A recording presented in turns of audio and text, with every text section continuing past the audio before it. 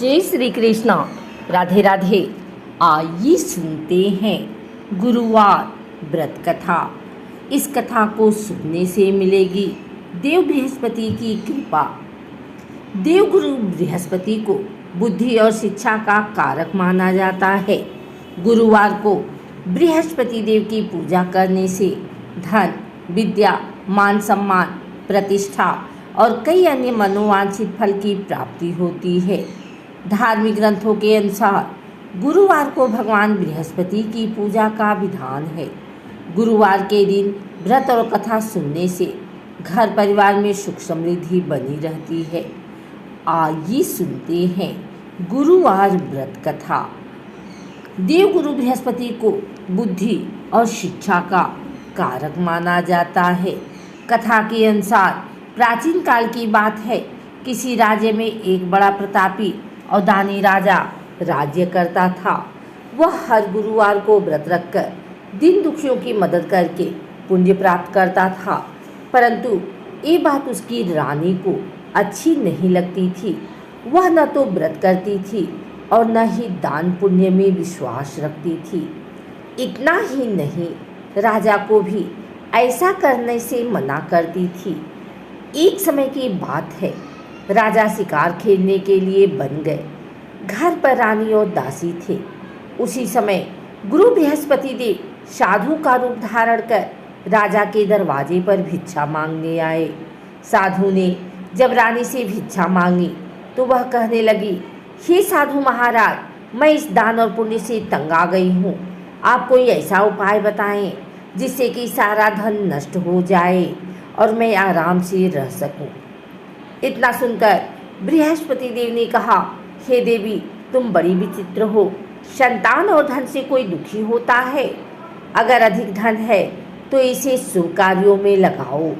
कुंवारी कन्याओं का विवाह कराओ, विद्यालय और बाग बगीचे का निर्माण कराओ, जिससे तुम्हारे दोनों लोग सुधरे।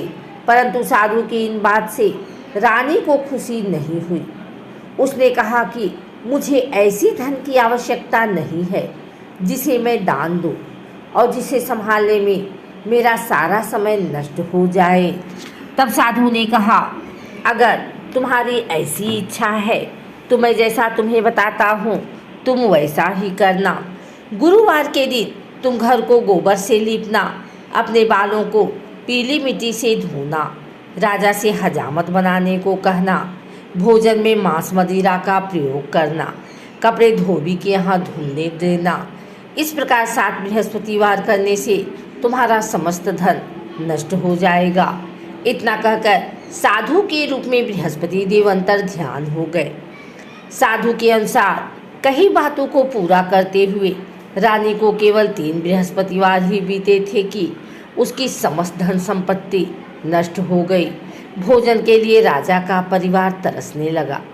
तब एक दिन राजा ने रानी से बोला कि हे रानी, तुम यहीं रहो, मैं दूसरे देश को जाता हूँ, क्योंकि यहाँ पर सभी लोग मुझे जानते हैं, इसलिए मैं कोई छोटा कार्य नहीं कर सकता। ऐसा कहकर राजा दूसरे देश को चला गया।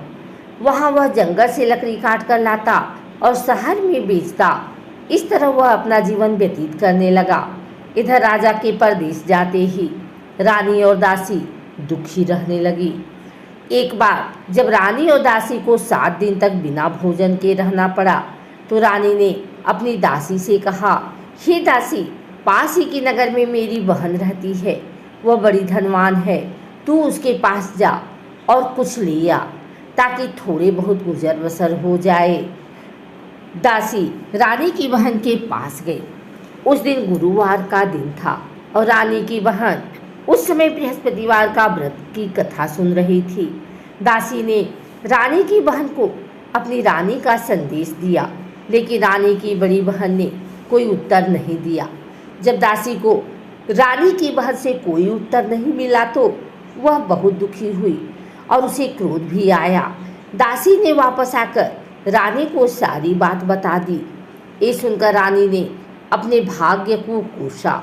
उधर रानी की बहन ने सोचा कि मेरी बहन की दासी आई थी, परंतु मैं उससे नहीं बोली, इससे वह बहुत दुखी हुई होगी। कथा सुनकर और पूजा समाप्त करके वह अपनी बहन के घर आई और कहने लगी, ही बहन, मैं बृहस्पतिवार का व्रत कर रही थी।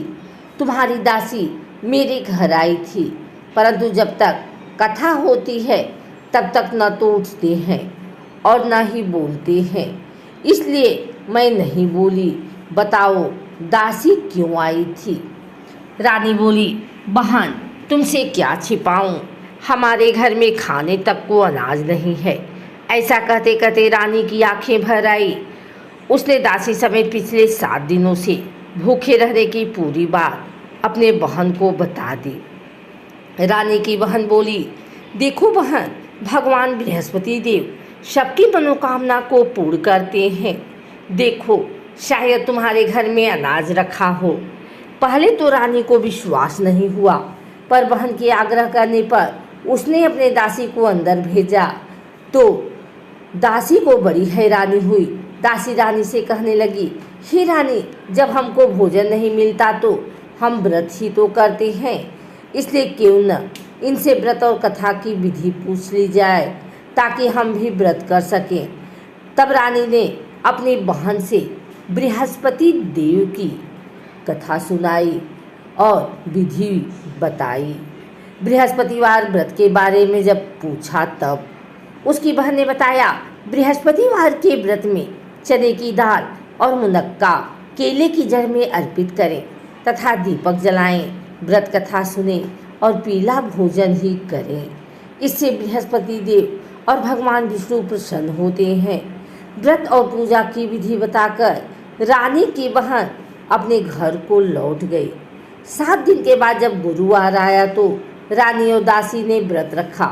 वह घुड़साल में जाकर चना और गुड़ लेकर आई, फिर उससे केले की जड़ तथा विष्णु भगवान की पूजा की। अब पीला भोजन की चिंता को लेकर दोनों बहुत दुखी हुई। चूँकि उन्होंने व्रत रखा था, इसलिए बृहस्पति देव उनसे प्रसन्न थे। वह एक साधारण व्यक्ति के रूप में धारण कर 2 थालों में पीला भोजन दासी को दे गए। भोजन पाकर दासी प्रसन्न हुई और फिर रानी के साथ मिलकर भोजन ग्रहण किया। उसके बाद वह सभी गुरुवार को व्रत और पूजा करने लगी। बृहस्पति देव की कृपा से उनके पास फिर से धन संपत्ति आ गई, परंतु रानी फिर से पहले की तरह आलस्य करने लगी। तब दासी बोली, देखो रानी, तुम पहले भी इस प्रकार आलस्य करती थी, तुम्हें धन रखने में कष्ट होता था, इस कारण सभी धन नष्ट हो गया, और अब जब देव बृहस्पति की कृपा से धन मिला है तो तुम्हें फिर से आलस्य होने लगा है। रानी को समझाते हुए दासी कहती है कि बड़ी मुसीबतों के बाद हमने ये धन पाया है, इसलिए हमें दान पुण्य करना चाहिए, भूखों को भोजन कराना चाहिए और धन को शुभ कार्यों में खर्च करना चाहिए। इससे तुम्हारे कुल का यश बढ़ेगा, स्वर्ग की प्राप्ति होगी और पितृ प्रसन्न होंगे। दासी की बात मानकर रानी अपना धन शुभ कार्यों में खर्च करने लगी। इससे पूरी नगर में उसका यश बढ़ने लगा। बृहस्पतिवार व्रत कथा के बाद श्रद्धा के साथ आरती करनी चाहिए। इसके बाद प्रसाद बांटकर उसे ग्रहण करना चाहिए।